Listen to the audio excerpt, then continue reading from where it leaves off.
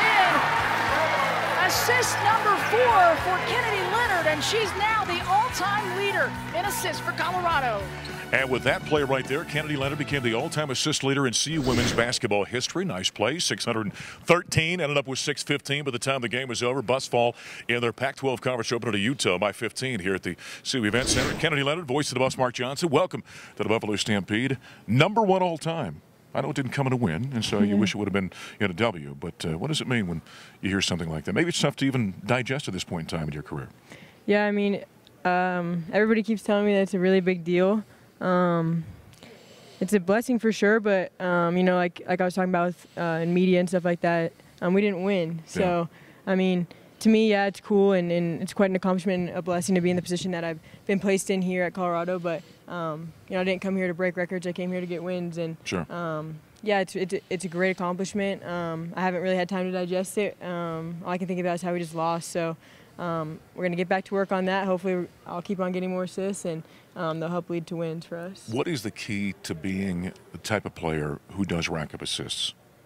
I think it kind of takes a combination of both things. You have to be a scorer and also a passer. So I think I draw a lot of attention when I drive to the basket. I can score, you know, in heaps and bunches, and people kind of think, oh crap, you know, she's going to score. And then when I get all their attention, I can kind of dish to my teammates, and they can hit shots. And we have people who can hit threes, bigs who can hit threes on rolls and pops and picks and stuff like that. So it's not really just me. It's kind of my teammates who are the ones hitting shots, because for me to get assists, they have to be making, you know, their baskets. Sure. So it says a lot, you know, 613 or whatever, 15 assists has to be at least, what, 1,000-something baskets? I would think right? so, yeah. That's right, yeah. You know, props to them. It's them who are finishing the shots, and hopefully we can keep finishing even more. You know, one thing, any player that I've been around over the course of, you know, covering basketball, somebody who racks up a lot of assists, they see the court a little bit differently. They can see passing lanes that maybe a lot of players don't see.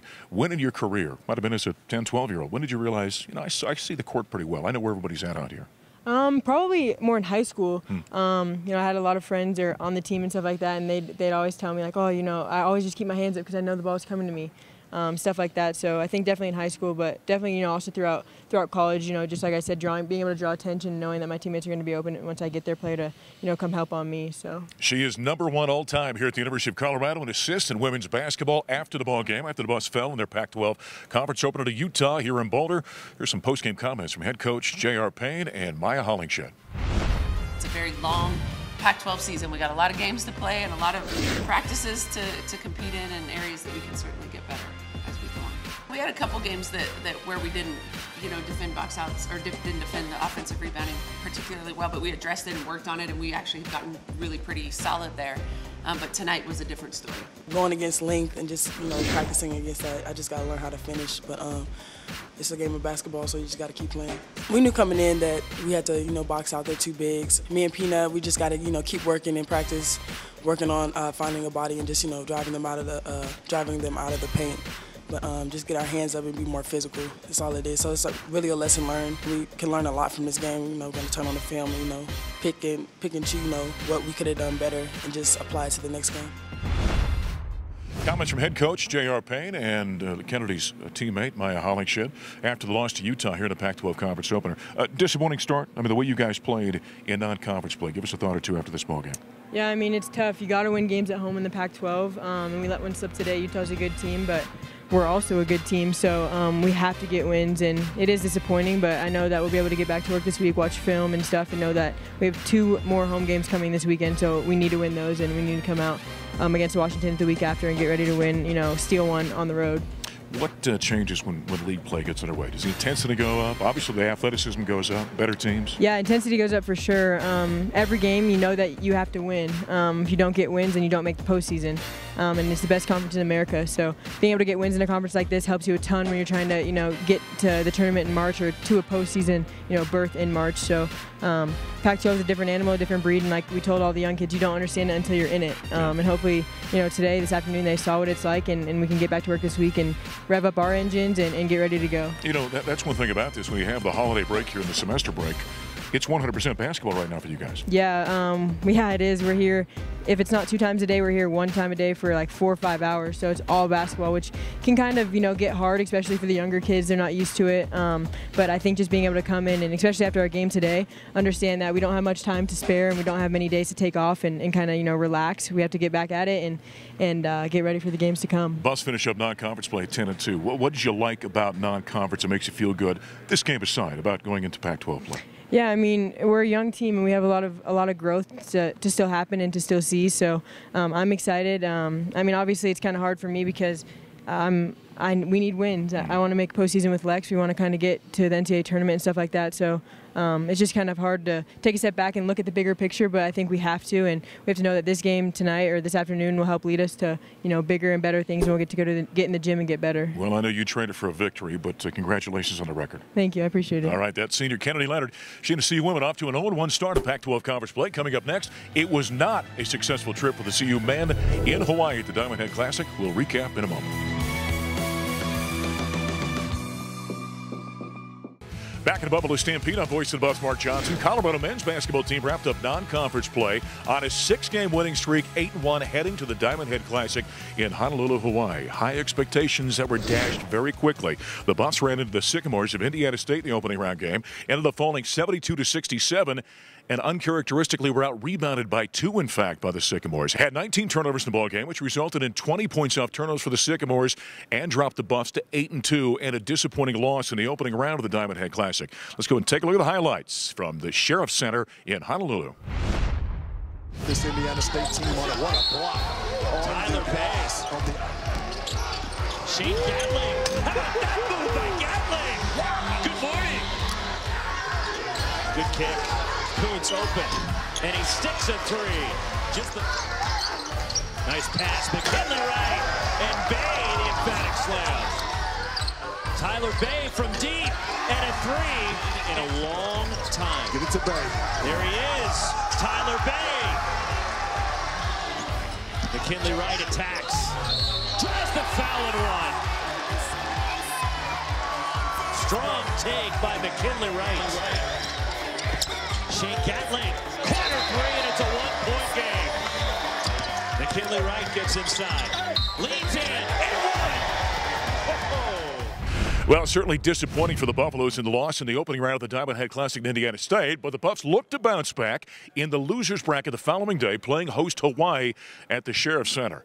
Didn't go a whole lot better. Buffs shot the ball terribly, in fact. Ended up getting beat 70-67. Ultimately, the Buffs did take the lead late in the ball game with about 8 minutes left. Had a 6-point lead with inside 4 to play. Two teams seesawed back and forth. McKinley Wright with a big play with 16 seconds remaining ties the game and a potential and 1, but missed a foul shot. Two teams go to overtime, and the Buffs score 1 field goal, the extra 5 minutes, and drop their 2nd straight in Hawaii. Here are the highlights as the Buffs lost to the Rainbow Warriors.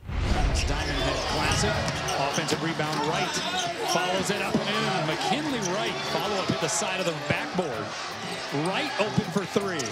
Off the backboard and in. And he wanted the and 1. He thought Samuta Avea made contact with the... And I'm 4 for 4 from the field. That's a throw down there by Lucas Seward. And nothing. Meanwhile, step toe gets turned back by Bay. McKinley Wright high off the glass and in. And it's back to Seward. He hits it. Wanted to get that back and tie the game up. Seward moving without the basketball. Slashes the Hawaii defense. To the basket. And giving McKinley Wright the option to find either of those guys. Draws the foul. The bucket. And 1. Seward. He goes up and in. And they're going to count that bucket. So the second day of disappointment in Honolulu at the Diamond Head Classic. The Buffaloes will try to salvage a victory, and they did, playing in the early game, because nothing says aloha in Hawaii like playing at 8 a.m. on Christmas morning, as the Buffs took on the 49ers of Charlotte and ended up winning that ball game, snapping that short 2-game losing streak. Lucas Seward led the way with 17 points, finally found his shooting stroke. Dalen Kuntz had a career-high 12 points in his freshman season. Naaman Wright, for the first time since the Air Force game, was in double digits with 10 as the Buffs get the victory. Now, afterward, Tad Boyle, sitting at 1-2 in the tournament, said it wasn't exactly they had hoped to play in Hawaii, but he said they weren't going to let that affect Colorado as they headed into Pac-12 conference play. Buffalo is coming home from Hawaii, did have 8 days off. Next up, they will open league play. They play 5 of the first 7 on the road. They'll play January 3rd in Tucson, Arizona against the Wildcats. So not a great way to wrap up 2018, but there were some great stories in the calendar year. We'll recap some of those as we continue after a break here in the Stampede. No, that's the thing. You start running and it can really unfold very dramatically depending on the day, but luckily for me it was a good day. It's really special. It's something that I didn't think I would be able to accomplish one time, and you know, I was really pumped when I crossed the line last year, and this year when I crossed, there was a lot of relief because it's something that I really wanted to achieve, but especially for the team, I knew that that was something I had to do in order for our team to do well. Looking back, that's when we caught up with Danny Jones after she won the 2018 Pac-12 championship. Now the CU men and women's teams did not win the titles for the first time since being a member of the Pac-12. Of course, it was just about a week and a half to 2 weeks later. The Buffs went on, including Danny Jones, winning the national championship, and the CU women won the national championship as well. Earlier in 2018, we followed the CU cross-country team to one of the iconic training grounds for distance runners across the country, Magnolia Road, right here in the Boulder area. I moved to Boulder in 1991, and I was not coaching, and I was still running. So I bought some topographical maps and some trail maps and discovered a windy, unpaved road up in the mountains called Magnolia Road. Drove up, parked my car, and went for a run and found what everybody finds up here, which is an amazing, beautiful, challenging training stimulus. We're at what we call West Magnolia, that runs at about 82 to 9,000 feet, and this is a well-known training venue for us. And if you notice today, a lot of visitors come up here. Retired guys from the CU program and other Olympic aspirants. It's become kind of a gathering place for serious distance runners. I really like this run. It's one of my favorites. It's really pretty. It's really hard. Like, you feel pretty accomplished when you're done, and it's nice that it's on dirt roads the whole time and a lot of rolling hills, so it's a good long run.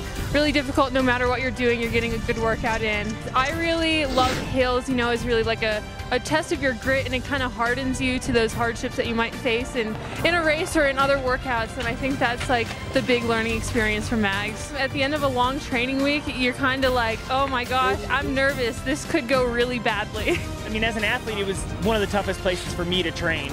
But Mark always said when we were up here is Mags never lies. So it exposes any kind of weakness in your training or your fitness, anything like that. And so there was times that I would come up here and battle the roads myself when I was training.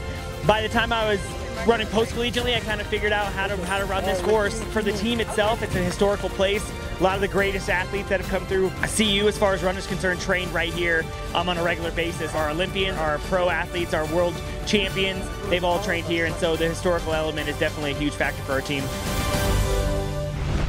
From running cross-country to mental health, which has been a big issue and topic of conversation here in the CU Athletic Department. Former Buff skier Julie Furtado, who went on to become one of the world's best mountain bikers as well, came back after suffering with mental health issues herself to talk to the student athletes here at CU about her struggles and how she found her way through.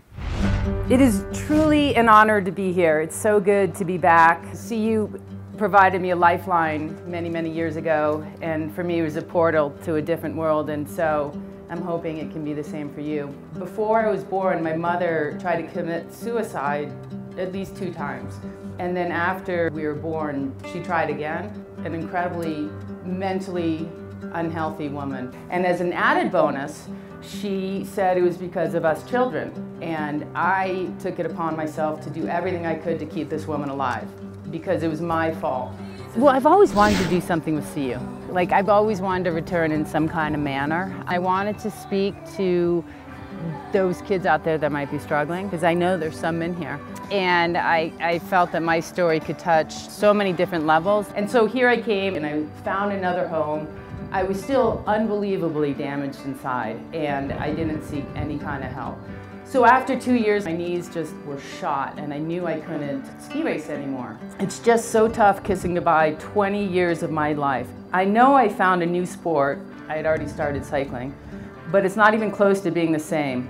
so fresh and naive. Okay, I'm 20 writing this. People struggle for all sorts of reasons, and a lot of people, only maybe 20% I guess they're discovering, have like a diagnosed mental illness. It can be treatable with medicine and things like that. Otherwise, life can be hard. And so like for me, I didn't know how to be an adult. I have no coping skills, way to monitor my emotions, and that caught up to me. But people think that there is a solution to this, one solution, and there's not. I just want a more multifaceted approach to it. And when Rick gave me the tour of everything he's built here, he really wants to address the entire person, not just the sport. Everything he's doing is going to help. There's a former Buff talking about mental health. And, of course, as it's been a big topic of conversation here with the Buffs athletic department, a group of students got together, including J.J. Tompkins from the soccer team, Kennedy Leonard from the women's basketball team, and formed a group called Boulder Buffs. It was student-led. We caught up with J.J. and talked about her involvement in mental health and talking one-on-one with student athletes.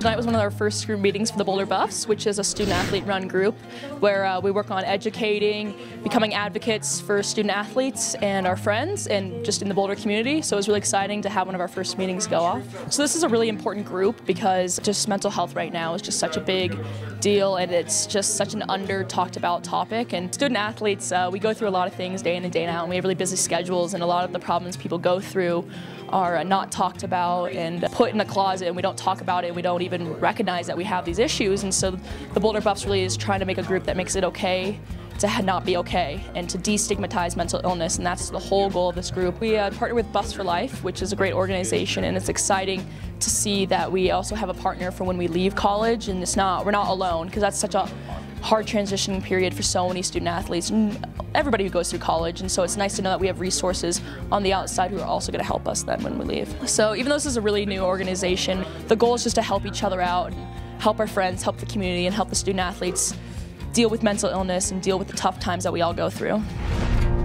Great to see Buffs helping Buffs in light of the mental health conversations throughout the athletic department.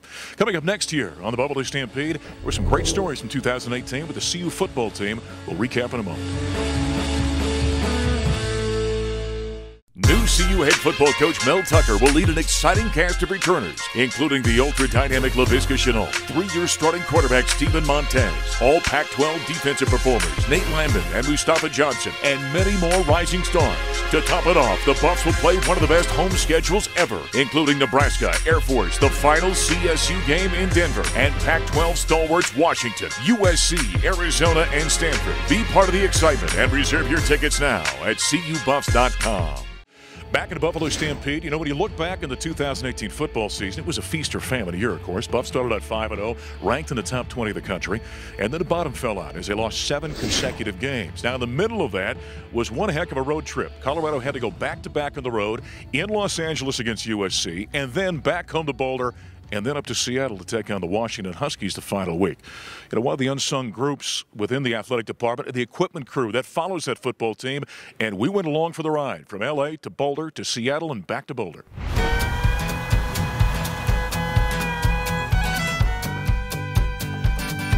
This trip to California, USC, then turning right around and heading to Washington very next week. 2 very long trips back to back. Hopefully we get out of here before the weather really sets in. It is long. With the crews that we have put together for both these trips, it gets done in record time. Typically we'll show up on Wednesday afternoon about 4 o'clock and we'll load up all of the equipment, all of the football stuff that's heading to both the stadium and to the hotel. And then there's always 2 of us drivers and we'll go straight through. It makes me long for the days of the Big 12, but these trips to the Pac-12, they of course tend to be greater distance. Yeah, that was tough. I mean, the weather coming home for those guys Sunday was pretty rough. They had to go around through Albuquerque just to avoid the weather. Avoid putting chains on an 18-wheeler. To go out to LA and then get back Sunday night, unload Monday morning, and then turn around and reload Wednesday to come up here to Seattle, it is kind of grueling. It was 4.5 days to LA and 5 days here. Quite a bit of traveling. It was 1,200 miles out to LA and 1,300 miles up here. So it's quite a bit of driving. I've done this since 2010. It's just an honor to work for the University of Colorado and to be part of the team behind the scenes, getting the equipment there. You know, it's hard to play a football game without the equipment. Well, after all that traveling, the crew has to then set up for each location when the Buffs get set for game day. Megan Muller and her crew are the ones that make sure the football players are outfitted and ready to go by game time. This is the equipment room. Everything from accessories to uniforms, underneath what they wear, it's all here. We have to find a place where we can block off and have all of our trunks open, from cleats to helmet parts to gloves, accessories, and all the compression, everything that they need. You never know what they want. You have to have it all set up, and they swarm once they come in. They won't even go to their lockers first. They come straight here and then have 100 requests. Sleeves, padded sleeves, armbands, wristbands, long socks, short socks, cut compression, tights, eye black, towels. That's usually about it. They have to be able to play, so obviously safety first with their shoulder pads and helmets and make sure that's good, warm. 20-30 trunks, and we spend all week packing them. You never know, weather's always a factor, so we have to prep detached cleats for rain or cold weather gear, so it's a guessing game most of the time. We're going to come in 7 hours before the game, so today with a 12:30 kickoff, we load up the bus at 5:30. It's very quick, not a lot of sleep, and you're always moving. Well, a lengthy road trip there for the Buffaloes and the support staff. Of course, when you're back at Folsom Field, there's no better place for college football and no better fan base than Buff Nation. And one of the great groups within that fan base are the Bananas. And we caught up with the bunch. We are Buffs going Bananas. We just love the Buffs. We come as Bananas to pretty much every single game, and really we just cheer on the Buffs. We go absolutely crazy. Buffs going Bananas. It started with me and my roommate freshman year. We went to the Mile High Showdown. We painted our chests, got front row, got lots of media coverage. We decided that other people had painted their chests before, and so we wanted to do something unique. The Bananas, they're yellow and black, pretty similar to the Buffs colors. So we were like, you know, it would be pretty epic if there's just a huge section of Bananas. Right now we have 80 active members, and we're growing every single day. It started from just kind of a joke, and now it's an official student organization. We can receive funding from the university to travel to away games. We're moving on up. It's really official. It's really exciting. It's an absolute blast to come out to these football games. We get tons of time on the Jumbotron. You get to hang out with your best friends. You get an excuse to be crazy for 3 or 4 hours a week. Tons of fun. Always a blast being a Banana. Well, there certainly were some great stories for the University of Colorado Athletic Department in 2018. We're expecting many more as the calendar year flips to 2019. Of course, in basketball, the CU men on the road at Arizona. The women, their second Pac-12 game at home right here at the CU Event Center against the Wildcats as well. I'm voice of the Bus, Mark Johnson. We'll follow all the stories, of course, in 2019 right here on the Stampede.